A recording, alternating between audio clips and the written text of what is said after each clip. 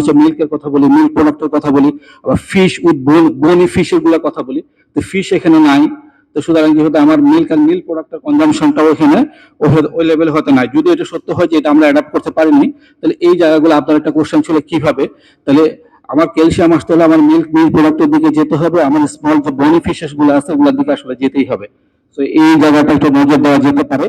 But এখানে আমি একটা জিনিস দেখলাম, আমরা ইউএসটি মিল্কের দিকে গিয়েছি। ইউএসটি মিল্ক ভালো খারাপ সেটা আমি বলছি না, বাট আমরা যদি টোটাল হোল মিল্ক বা র মিল্কের কথা বলি, যেহেতু আমি তাদেরকে অন স্পটে ফিডিং করাচ্ছি, তো ওখানে যদি আমার মনে হয় এখানে আমরা কস্ট মিনিমাইজ করতে পারবো। কারণ ইউএসটি মিল্কের প্রাইস কম্পারেটিভলি অন্যান্য মিল্ক, আমরা যে পাস্তুরাইজ মিল্ক আমরা যেটা নেই বা র মিল্ক কিনে আমি যদি নিজে যদি এটা হিটে করে যদি তারা মানুষকে সার্ভ করে থাকি, কারণ অন স্পেটে আমি ডিস্ট্রিবিউট করছি, তো এই ক্ষেত্রে কস্ট আমার কাছে প্র্যাকটিক্যাল এক্সপিরিয়েন্স নাই, কিন্তু আমার কাছে মনে হয় এখানে কস্ট মিনিমাইজ করা যেতে পারে। এটা একটা ইস্যু।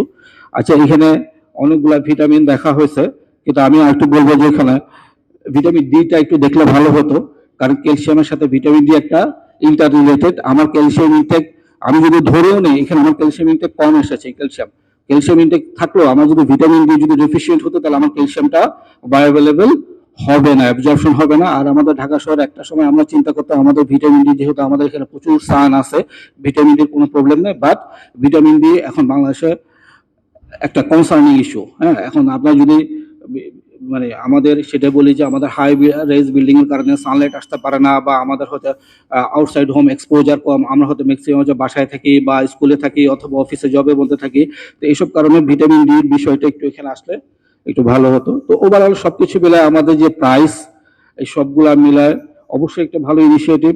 এবং ওই যে বললাম, সব জায়গায় আমাদের ইমপ্রুভমেন্ট অবশ্যই করতে হবে, আমাদের সামনে আগাতে হবে।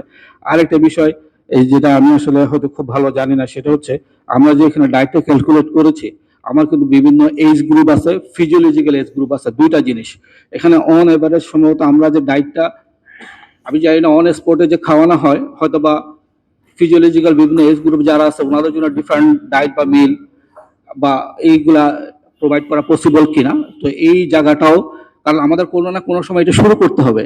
যেমন এই যে বিদ্যানন্দের খাবারে যে আমরা 10 টাকায় অ্যাড করে ফুডটা ডায়েট কোয়ালিটি ইমপ্রুভ করার যে ইনিশিয়েটিভটা, সেটাও কিন্তু 1 বছর আগে শুরু হয়েছে, বা 2 বছর আগে হয়তো আমরা ওইভাবে চিন্তা করি নাই। প্রথমে হয়তো আমরা চিন্তা করছি আমি পড়তে আসছি, আমার স্টোমাকটা ফিলার থাকলে আমি একটু পড়াশোনায় মনোযোগ দিব। তো সুতরাং আমাদের কিন্তু শুরুটা করতে হবে। তো সুতরাং বিভিন্ন এজ গ্রুপের জন্য আমরা কিভাবে অ্যাড্রেস করতে পারি, কারণ আমি ইন জেনারেল সবাইকে সবার জন্য একই রিকোয়ারমেন্ট হিসাব করলে হবে না। এখানে দেখা যাবে কারোর জন্য একটু বেশি হয়ে যাচ্ছে, কারোর জন্য আবার কম হয়ে যাচ্ছে। ইভেন দেখা যায় আমি ক্যালসিয়াম যদি এখানে 400 বলছি রিকোয়ারমেন্ট, 400 যদি আমার মিট আপ করলো, অনেক হয়তো যারা ওই 600 এর মধ্যে যারা এই মিলটা কনজিউম করেছেন, তাদের অনেকেই হয়তো বা অ্যাটলিস্ট 5% বা 10% পিপল হয়তো পাওয়া যাবে তাদের রিকোয়ারমেন্ট আরো বেশি ছিল। সো এখানে ইন জেনারেল